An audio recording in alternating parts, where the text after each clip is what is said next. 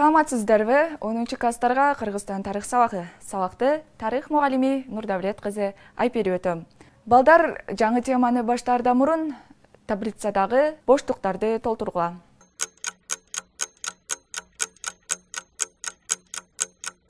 Бул таблицадагы боштуктарды силер толтуруп бүттүңөр деп ойлойм. Эгерде толтуруп бүтсөңөр, анда туура жообуна көңүлүңөрдү бургула. Улуу Түрк кагандыгынын башында каган турган 552-603 жылдары өкүм сүргөн мамлекет болгон. Экинчиси Уйгур кагандыгы 744-840 жылдары өкүм сүргөн, ал эми башында каган турган. Үчүнчүсү 840-10 кылымдын биринчи жарымына чейин өкүм сүргөн, башында каган турган мамлекет бул Улуу Кыргыз дөөлөтү болгон.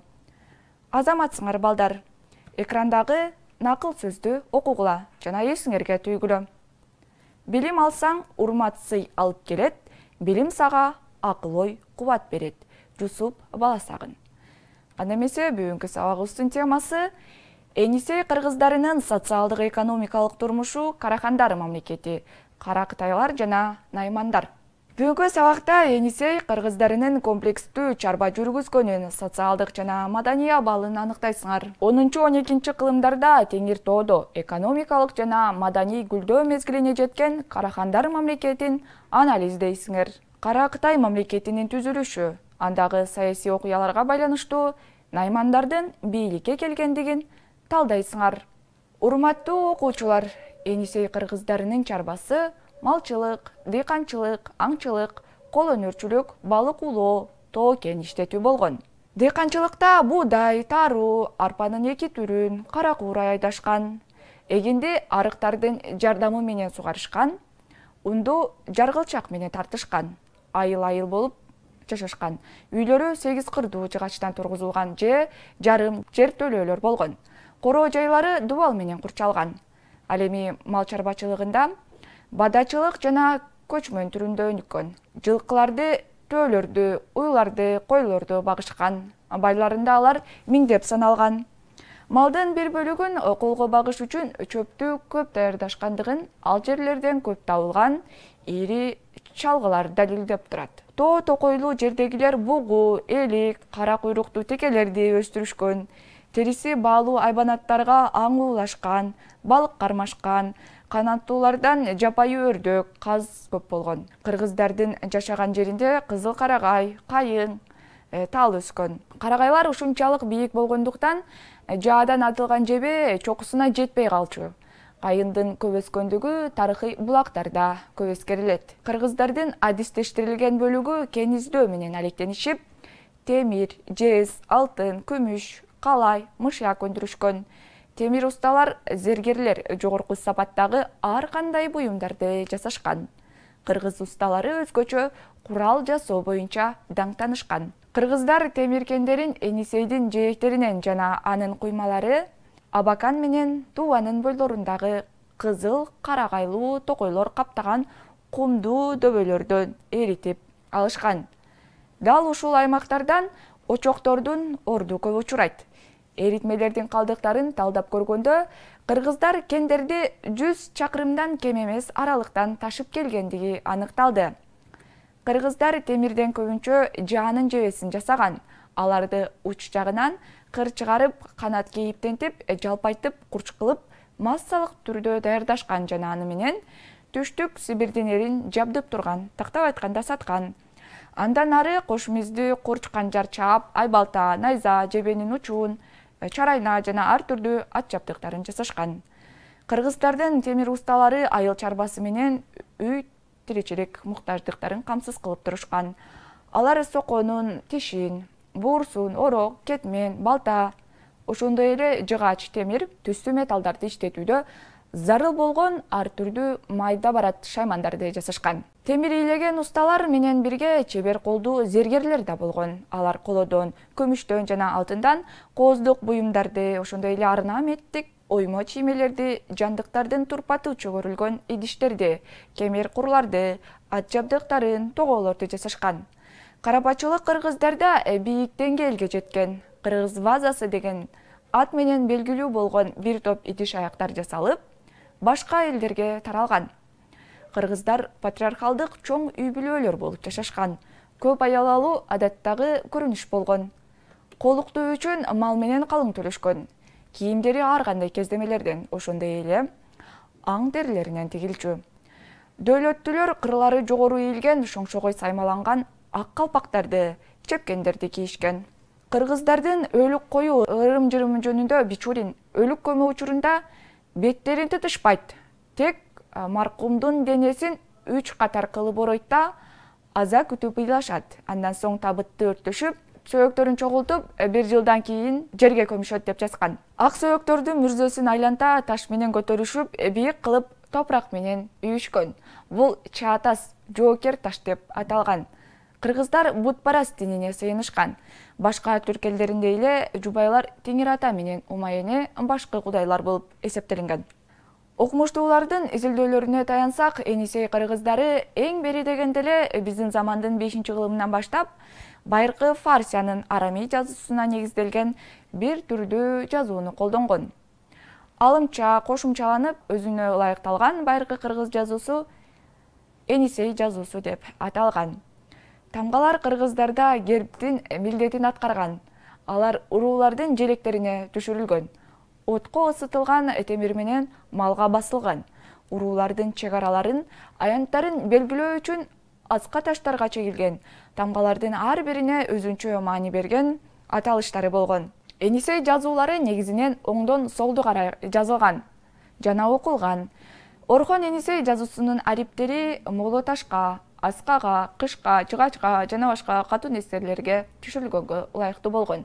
Ташка жазылган Орхон Энисей эчтеликтери түрк урууларынын кайсы тилинде жазылгандыгы жөнүндө маселе талаш тартышбойдон калууда. Эстеликтердин арасында түрк кагандыгына, кыргыздарга, уйгурларга арналган көлөмдөрү ар түрдүү жазуулар бар. Энисей, Талас, Кочкор тараптагылардын жазуусу кыска, кошок сыяктуу чегилген жылдары белгисиз. Орхондукунда кыйла окуялар камтылган кеңири дастандар бар. Жазуу эстеликтерди тургузуу өлгөндөрдүн туугандары, балдары кагандык тарабынан ишке ашырылган. Кыргыздар орто кылымдардагы түрк элдеринин ичинен күч кубаттууларынан болгон. Ал жөнүндө Энисейдеги 120дан ашык ташка чегилген жазуу эстеликтери баяндайт. Ал эми андай жазуулардын канчасы бизге жетпей калды. Байыркы Кытай жазуу булактары Энисей кыргыздары түрк тилинде сүйлөшкөн тайпалардын ичинен эң алды болуп туруктуу календарга ээ болгондугун билдирет. Кыргыздар жылдын башын баш ай деп атаган жана 3 айды бир мезгил деп эсептеп, ар бир мезгилди жаз, жай, күз, кыш мезгилдерине бөлүшкөн. Ар бир жыл 12 жанвардын биринин аты менен аталган. Балдар, эми Кыргызстандын территориясында орто кылымдарда түзүлгөн мамлекеттердин бири Караханит мамлекетине токтололу. Караханит мамлекети Кыргызстандын территориясында түзүлгөндүгүнө байланыштуу, Кыргызстандын тарыхы менен түздөн-түз байланыштуу. Караханит термини 19-кылымда Григорьев тарабынан киргизилген. Окумуштуу терминди илимге ислам динин кабыл алган башчы Сатук Абдал Керим Карахандын титулунан койгон.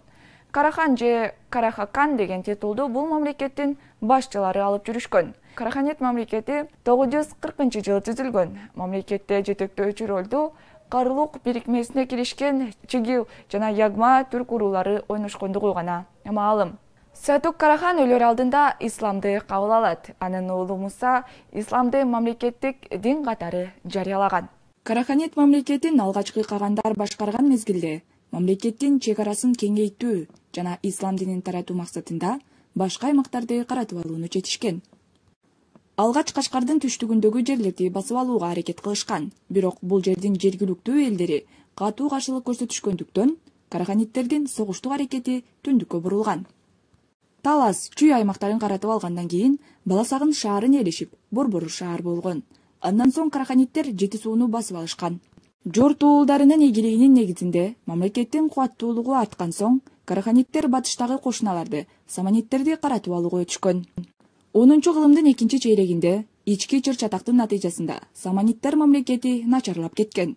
Бул абалды пайдаланган караханиттик башкаруучу Харун Буграхан 992-жылы Шашка чейинки аймактарды караханит каганатына кошуп алган. 7 жыл өткөн соң 999-жылы Борбору өскөн болгон Чыгыш Фергананын башчысы Насыр ибн Али Бухараны ээлеп, каганатка саманиттердин Аму дарыяга чейинки аймактарын каратып алган. Демек, алгачкы карахандар өзлөрүнүн ээликтерин кеңейтүү менен Чыгыш Түркістандын Борбордук теңир тоонун, Жети суунун жана Фергананын чоң бөлүгүн жеңип алышкан. Түндүк чыгышта карахандардын мамлекетинин чек арасы Балхаш, Ысык көл жана Ала көл аркылуу Чугучакка чейин өткөн. Карахандардын мамлекети энчилерге бөлүнүп, алардын башында баш ийүүнүн татаал системасындагы династиянын өкүлдөрү турган. Элчилердин чек аралары тез-тез өзгөрүп турган. Энчилердин акимдеринин өз монеталарын чыгарууга чейинки чоң укуктары болгон. Мындай шарттарда өз ара согуштар менен чыр-чатактар демейдеги эле көрүнүш болуп калган. Башынан эле майда энчилердин акимдери Карахандар династиясынын эки бутагынын, Хасан Бограхандын урпактарынын жана Али ибн Сулеймандын урпактарынын айланасында топтошкон. 1038-жылы жаш кезинде Буритегин деген наам менен жүргөн Ибрагим ибн Насыр Мавринахрды басып алып, Табгач Бограхан титулун алган. Табгач Бограхан газневилер менен салгылашып, Шашты жана Фергананы тартып алган. Ал эми 1040-жылы Карахандар мамлекети иш жүзүндө башчыларынын өзүнчө наамдары жана баш калаалары бар өз алдынча эки кагандыкка, Чыгыш жана Батыш кагандыктарына бөлүнгөн. Чыгыш кагандыгынын баш калаасы Баласагын, кийинчерээк Кашкарга жылдырылган. Ал эми Батыштыкы болсо алгач өзгөн болгон, ал эми кийинчерээк Самаркандка жылдырылган. Балдар, Баласагын шаары тууралуу видеого назарыңарды салга. Археологдор Чүй өрөөнүндө Бишкектен 80 км аралыктагы жерде орто кылымдардагы шаар калдыктар калгандыгын божомолдошот. Бул Баласагын шаары Караханиттердин саясий борбору болгон. Караханит мамлекетинде ислам дини мамлекеттик дин болуп жарыялангандан баштап Борбордук Азияда чоң курулуштар курула баштаган. Мындай курулуштардын бири Бурана мунарасы болгон. Бурана мунарасы 10-12 кылымдарда азан чакырган жер болгон. Бышкан кыш менен 4 бурчтуу пайдубалга 8 кырдуу түптөлүп, цилиндр түрүндө курулган мунара чептин ич жагында жайгашып, тышкы бети оймо чиймелер менен кооздолгон. Бүгүнкү күнү мунаранын бийиктиги 14 метр, түбүнүн диаметри 9 метр, төбөсүнүкү 6 метрге жакын.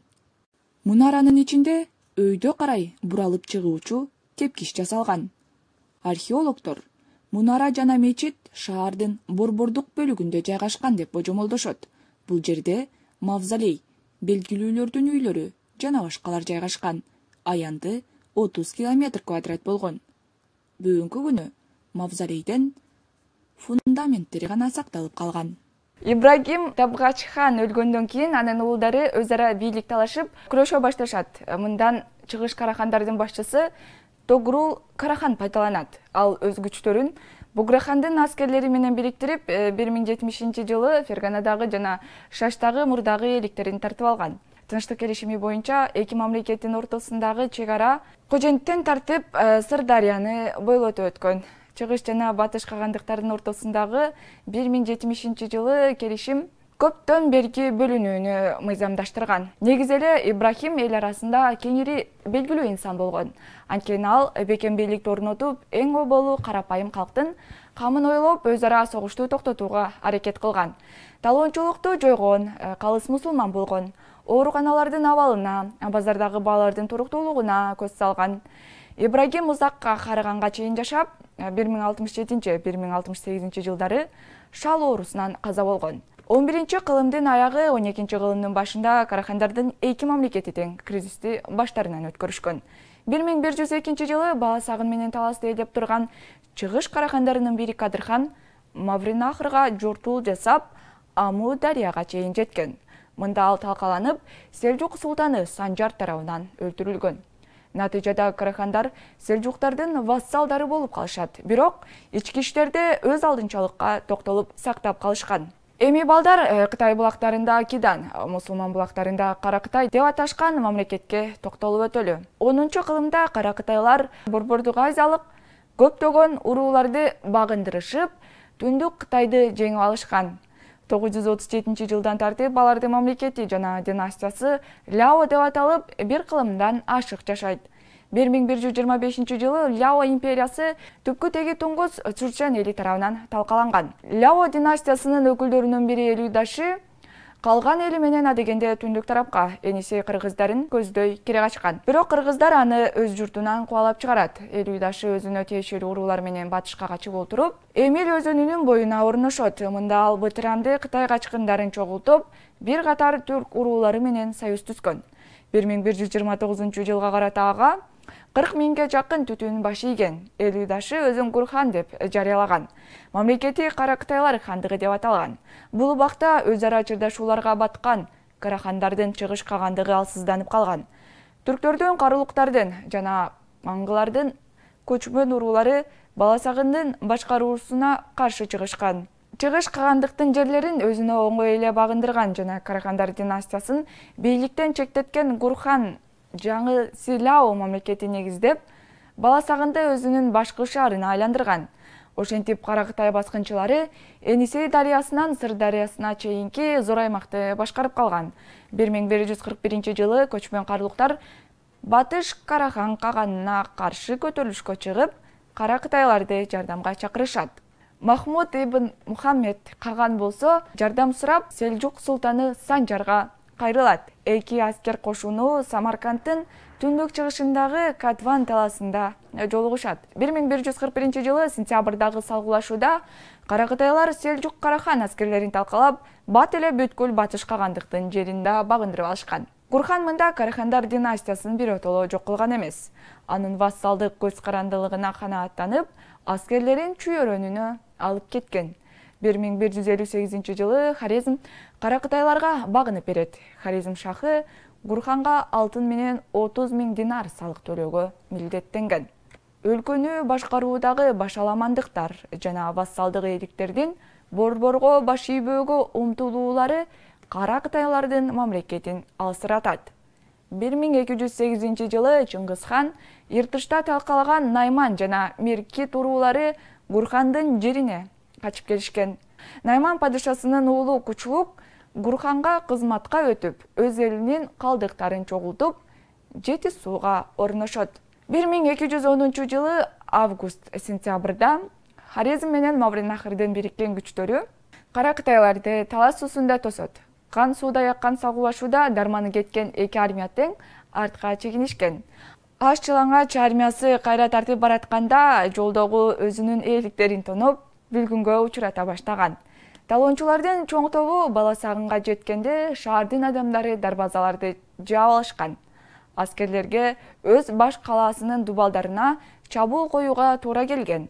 Кара Кытайлардын артынан мусулмандардын аскерлери келе атышат деген айып кепке ишенишкен шаардыктар жан аябай салгылашып 16 күнгө туруштук беришти. Зомбулуктун жана мамлекеттин бузулуш кырдаалын наймандардын башчысы Кучулук пайдаланып, 1210-жылы эле ал өзгөнгө кол салып, Гурхандын казынасын басып алган. Бир жыл өткөн соң Кара Кытайлардын падышасын туткунга түшүрөт. Бирок Кучулуктун абалы бекем эмес болгон. Анткени карамагындагы калканы бийликти күч менен тартып алган зулум катары адилеттүү эсептеп, баш ийүүнү каалаган эмес. Чыгыш Түркістандын шаарларынын көтөрүлүшү 4 жылга созулган.